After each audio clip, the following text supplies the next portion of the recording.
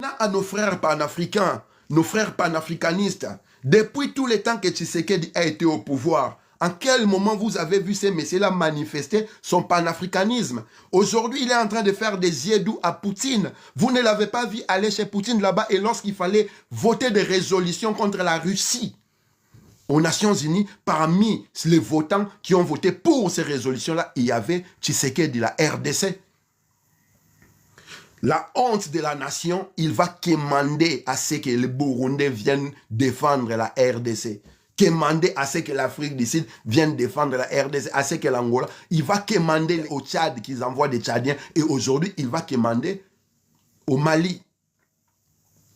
Chers panafricains, nous sommes dans ce combat qui veut libérer notre continent de l'emprise de l'impérialisme et faire sauter les cloisons coloniales que nous appelons les pays afin de créer la nation Congo qui va nous mettre ensemble. Mais cette démarche-là ne doit se faire qu'avec de vrais panafricanistes patriotes, ceux qui savent défendre les intérêts des territoires et des populations auxquelles ils ont la direction, je voulais dire. Et le cas de Tshisekedi, dans les 6 ans de son pouvoir, vous avez vu comment il a tourné les dos, aller pleurer aux États-Unis, aller pleurer en France, en Angleterre, par-ci, par-là. En aucun moment, il n'a fait allusion à l'Afrique et aux forces africaines pour régler les problèmes. Ne vous mêlez pas de cette affaire. Nous avons un problème dans la cloison qu'on appelle la RDC. Ce problème-là est qu'un de nos frères sorciers a ouvert la porte et il a permis à tous les sorciers environnants de rentrer à la maison. Et cette affaire-là a voulu que nos frères, nos sœurs, nos enfants, nos parents meurent, périssent tous les jours. Avant de dégager les autres sorciers là qui sont rentrés, la première des choses est que nous devons mettre hors d'état de nuire ces sorciers qui ont ouvert la porte. Et les sorciers en question en RDC aujourd'hui, c'est Tshisekedi. Aujourd'hui, pendant les règnes de pouvoir de Tshisekedi, nous ne pouvons pas taper Kagame directement parce que ce sont les membres de sa clique tribale qui ont chanté à Kinshasa, Yonani Oboya Kagame. Ils ont ramené Kagame à Kinshasa, ils l'ont célébré, un des responsables du génocide bantou actuel. Nous ne pouvions pas taper Kagame directement parce que nos frères, quelques frères Balouba, se positionnaient entre et servaient de bouclier aux occupants. Nous ne pouvons pas aujourd'hui faire face à l'occupation tant que ces boucliers-là s'y trouvent. Et ces boucliers-là, celui qui les tient, il s'appelle Félix Tshisekedi. Voilà pour combattre l'occupation et dégager ceux qui attaquent le Congo aujourd'hui, ceux qui ont conquis nos terres. Nous devons commencer par dégager Tshisekedi. Ces frères, ces quelques frères Balouba, je ne vais pas généraliser. Vous devez reprendre conscience et comprendre qu'aujourd'hui, nous sommes en train de parler de la survie de la nation.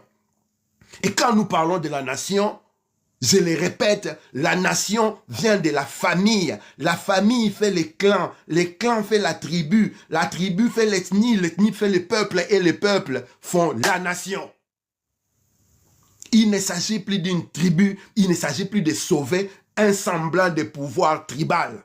Il s'agit de sauver la nation. Et le problème le problème aujourd'hui au Congo, c'est votre frère tribal Tshisekedi qui nous a mis dans cette situation-là. Vous devez sauver la mise et honorer votre tribu. Nous devons mettre ensemble Tshisekedi hors d'état de nuire et vous allez nous rejoindre dans les combats de la résistance pour en finir avec Kagame, en finir avec Museveni et tous les dictateurs qui pilulent dans la région, qui empêchent à l'Afrique de respirer pour la simple raison que dans son cœur, il est étouffé. Le Congo. Et qui permet cela? Museveni, Kagame. J'entends certains dire que Kagame c'est un patriote rwandais, Museveni c'est un patriote Tutsi, pardon. Ce n'est pas vrai. Kagame et Museveni, ce sont des mercenaires des impérialistes. Ce sont des chefs de bande de mercenaires des impérialistes. Ce que vous appelez Rwanda Defense Force, ce n'est pas la force de défense rwandaise. C'est des mercenaires au service de l'Empire. Pareil, UPDF, Uganda People Defense, c'est des mercenaires au service de l'Empire. Parce que si c'était des forces qui défendaient des Africains, en aucun moment, ils auraient déployé leurs éléments, venir s'aimer la terreur des atrocités, des meurtres, des crimes, un génocide chez leurs voisins. La sagesse africaine empêche cela. On ne peut s'appliquer dans la sorte que lorsque nous travaillons pour les intérêts de nos vrais ennemis. Et les vrais ennemis du Congo, c'est l'Empire. Les vrais ennemis du Congo, c'est l'impérialisme. Là où Tshisekedi va pleurer tout le temps. C'est eux les vrais ennemis du Congo. Ça fait plus de 30 ans que Kagame fait ce qu'il veut dans la région. Combien de sanctions, combien de résolutions sont sorties et combien de ces sanctions et résolutions ont été mises en pratique? Nous devons neutraliser Kagame, nous devons neutraliser Museveni. Et pour ce faire, chers panafricains, nous devons commencer par neutraliser Tshisekedi qui sert de bouclier à ces gens-là. Le combat aujourd'hui n'est pas différent des combats que nous avons toujours menés depuis, celui de la libération du Congo. Sauf que il y a un problème, les sorciers aujourd'hui au Congo s'appellent Tshisekedi. On doit les mettre hors d'état de nuire. Il est hors de question aujourd'hui de sauver Tshisekedi. Il doit dégager. Parce qu'il a montré une incompétence, une incapacité notoire à s'assurer du bien-être collectif des Congolais. Le Congolais est paupérisé à l'extrême, je l'ai dit. Le Congolais est en train de ramper comme des serpents. Le Congolais ne sait plus marcher correctement. Je vous donne l'exemple et je répète à nouveau comment dans des armées sérieuses, on peut payer des mercenaires 15 000 $ et les enfants du pays moins de 100 $. Il n'y a pas un problème quelque part. Le combat n'est pas de sauver Tshisekedi parce que Tshisekedi est le problème aujourd'hui. Chers panafricanistes, désolidarisez-vous de ces messieurs parce qu'en aucun moment, il a montré cette volonté panafricaniste. En aucun moment, il a montré cette volonté patriotique africaine. Vous ne l'avez pas vu en Israël en train de taper sa tête avec un ennemi qui parle dans la tête au mur de lamentation. Vous ne l'avez pas entendu dire à haute voix qu'il faudra louer l'Israël, etc., oubliant que l'Israël de la Bible n'a rien à voir avec l'Israël, l'antichrist sioniste aujourd'hui. Et toute personne qui est dans le vrai combat connaît ces subtilités-là. Lorsque vous avez quelqu'un qui est censé être votre président et qui soit incapable de sortir les diables du détail, il y a un gros problème. Et le gros problème, les Congolais sont en train de le vivre aujourd'hui. Tshisekedi nous a ramenés à la case départ, c'est-à-dire en 1997, lorsque les Rwandais ont pris le pouvoir en RDC sous couvert de l'AFDEL. En 6 ans qu'il a eu au pouvoir, il aurait pu monter des armées capables de défendre. Vous savez, il faut combien de temps pour former un militaire sérieusement pour qu'il soit capable de faire la guerre? 6 mois. Comptabilisez maintenant dans 6 mois, pendant 6 ans. C'est-à-dire, si il fallait former des militaires, on aurait 12 militaires parce qu'on forme un militaire en 6 mois. Maintenant, imaginons s'il avait recruté 10 000 jeunes entre 16 et 20 ans pour les former dans les 6 ans, nous aurions en ce moment 120 000 militaires prêts à faire la guerre. Mais les militaires prêts à faire la guerre, ce n'est pas suffisant parce que ce n'est pas ce qui manque au Congo. Un militaire doit être bien nourri, bien logé, bien habillé et surtout bien armé.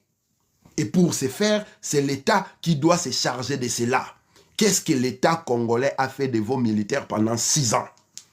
À part les mettre dans une pauvreté extrême à tel point qu'ils sont en train de pleurer dans des vidéos tous les jours parce qu'ils manquent à manger. Voilà pourquoi ils battent en retraite.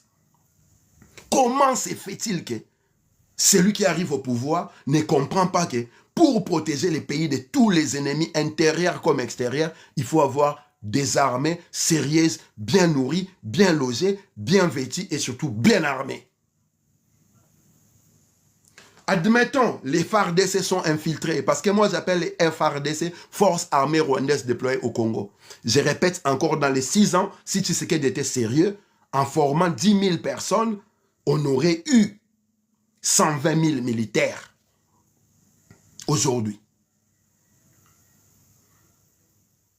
Qu'est-ce que Tshisekedi a fait? Et s'il avait investi conséquemment comme un chef de l'État, le Congo a besoin de plus de 5 millions de militaires pour défendre ces terres-là. Vu les richesses, vu les velléités de nos voisins qui veulent tout le temps nous foutre dans la merde, vu les yeux et les mains impérialistes sur nos territoires, nous avons besoin d'avoir des armées sérieuses. Et en 6 ans, Tshisekedi a montré ses limites. Et depuis que le Congo est Congo, on n'a pas connu une telle médiocrité. Voilà pourquoi j'ai fait cette vidéo. Lorsque vous sortez dans la rue, la question n'est pas de soutenir les FARDC. Les FARDC sont censés être des forces congolaises. Et l'État congolais est dans l'obligation d'apporter les moyens pour soutenir les FARDC. Lorsque vous avez des responsables qui dirigent le pays, brandir, au lieu de parler des armées, parle de Wazalendo, qui est normalement une force paramilitaire ou, entre guillemets, des milices. Il y a un sérieux problème. Lorsque vous avez des responsables qui sont censés diriger les pays, invoquer que les armées étrangères viennent pour vous défendre, il y a un sérieux problème.